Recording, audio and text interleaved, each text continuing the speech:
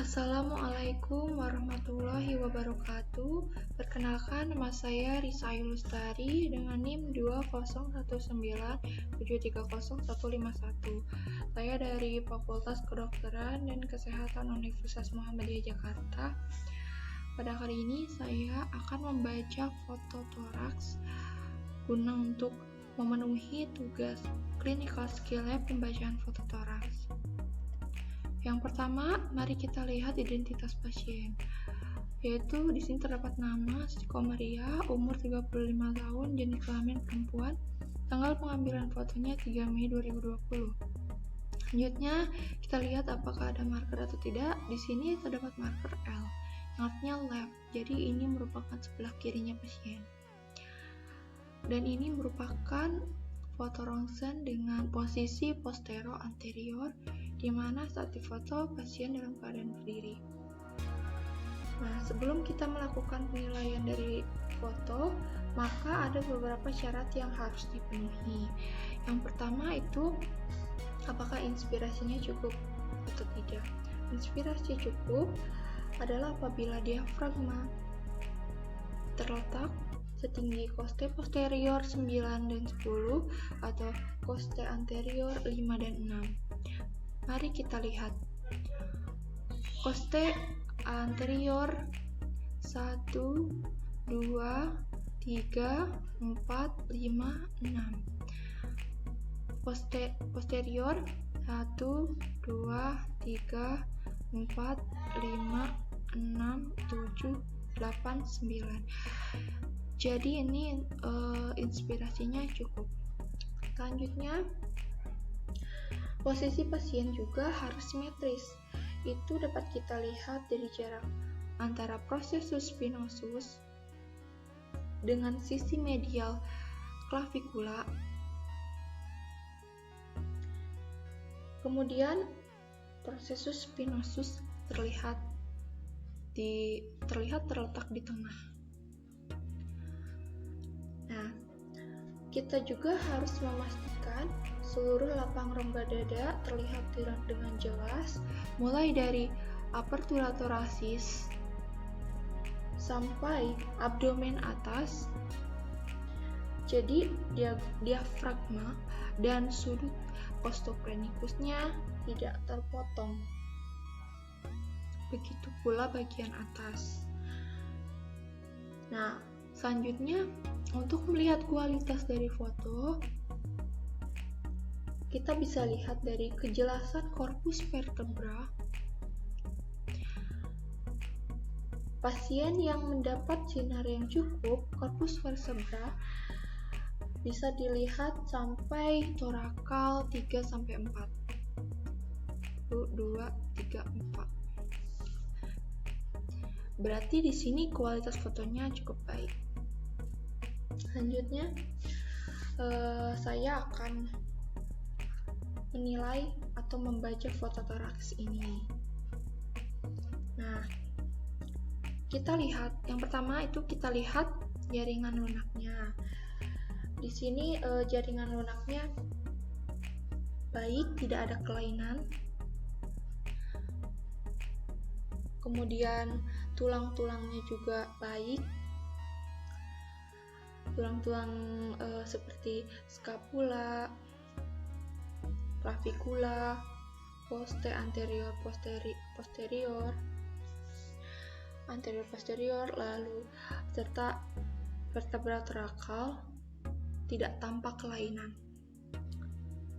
Selanjutnya, lalu kita lihat kedua diafragma. Di sini diafragmanya licin dan membentuk kubah. Sudut costophrenikusnya juga lancip. Selanjutnya kita lihat parenkim paru secara keseluruhan.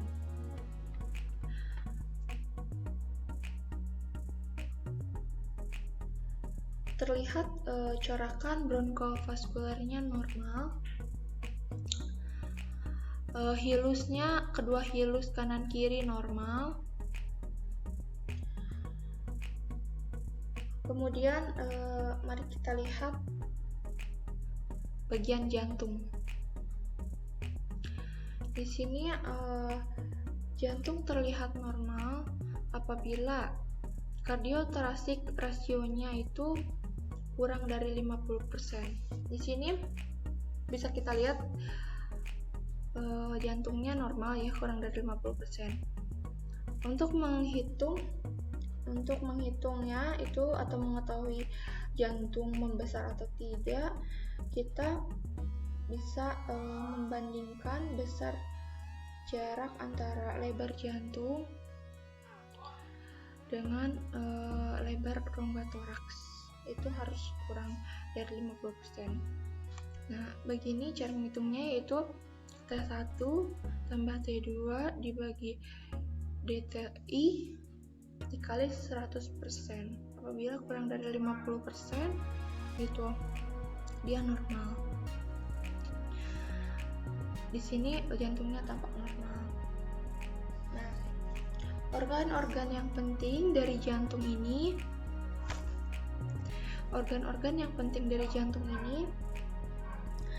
yaitu di sebelah sini ada vena cava superior, lalu di sebelah kanan bawah berbatasan dengan lobus medius paru kanan adalah atrium kanan, sementara di sebelah kiri berbatasan dengan lingula adalah ventricle kiri, lalu di atasnya itu atrium kiri, kemudian arteri pulmonalis, dan yang paling atas itu aorta atau arcus aorta.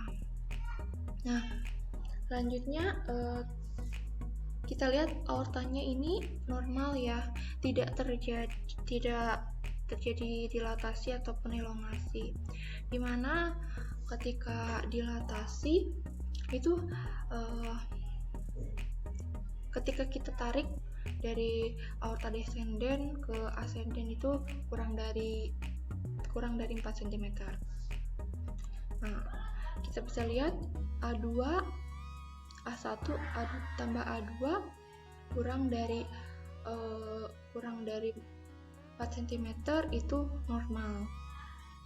Nah, apabila terjadi dilatasi itu A1 tambah A2 itu lebih dari 4 cm. Nah, untuk aorta dikatakan elongasi apabila batas aorta terhadap pertengahan ujung klavikula itu kurang dari 2 cm atau kurang dari 1 cm dari batas bawah ujung klavikula. Nah, selanjutnya kita lihat trakea. Di sini trakea terlihat terletak di tengah. Trakea tidak terdeviasi ke kanan ataupun ke kiri. Nah, jadi pada foto ini tidak didapatkan kelainan karena jaringan lunak dan tulang dadanya normal. Kemudian kedua, diafragma dan sudut costophrenicusnya baik. Pada kedua parenkim paru tidak didapatkan kelainan, corakan bronkofaskulernya normal, jantung tidak membesar, aorta tidak membesar, tidak ada kelainan juga, trakea di tengah. Jadi kesannya pada foto ini tidak ada kelainan ataupun normal. Nah, selanjutnya saya akan membacakan foto rongsen toraks yang kedua. Di sini terdapat identitas. Yang pertama, nama Zainuddin, umurnya 50 tahun, jenis kelamin laki-laki, tanggal pengambilan fotonya 3 Mei 2020. Di sini terdapat marker L atau left. Nah, selanjutnya ini merupakan posisi posterior anterior. Kemudian kita lihat apakah foto ini memenuhi syarat atau tidak. Yang pertama, inspirasinya cukup, diafragma terletak pada posterior 9-10. Lalu fotonya cukup simetris,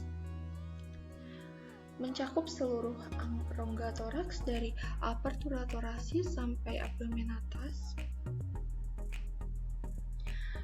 Densitasnya cukup baik atau kualitas foto cukup baik. Selanjutnya kita nilai foto ini.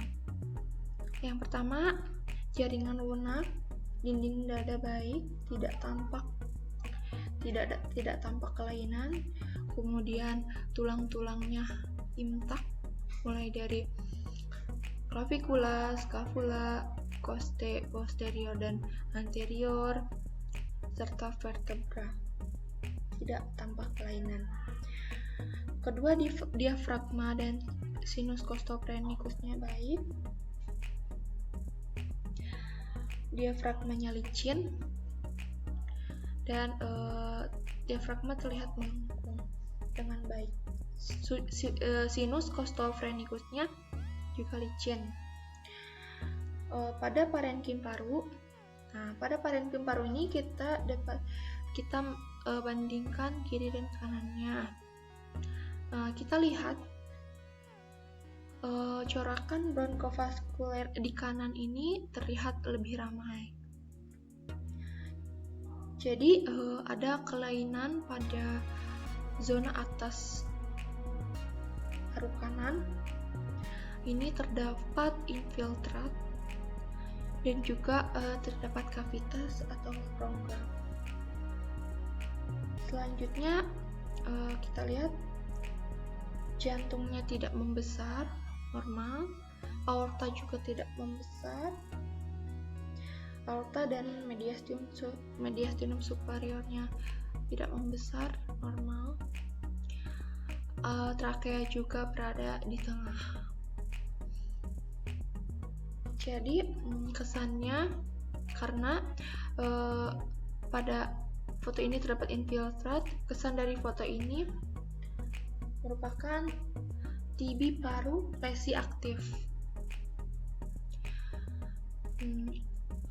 Sekian dari saya. Mohon maaf apabila ada kesalahan. Wassalamualaikum warahmatullahi wabarakatuh.